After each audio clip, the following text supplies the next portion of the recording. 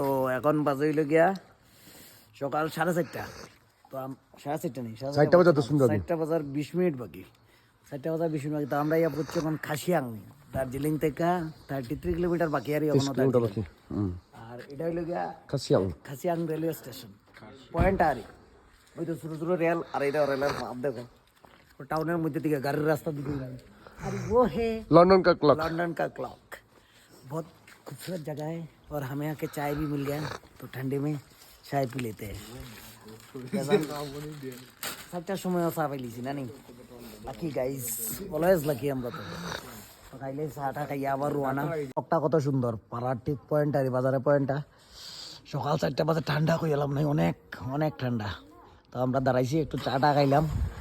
এরিয়াটা অনেক সুন্দর, হিল এরিয়া তো অলওয়েজ সুন্দর, ছোটো ছোটো সব কিছু। এটা হলো দ্যাট স্টেশন, এই হলো স্টেশনটা খাসিয়াং স্টেশন। তো আমরা আরও 33 কিলোমিটার দূর আছে দার্জিলিং থেকে।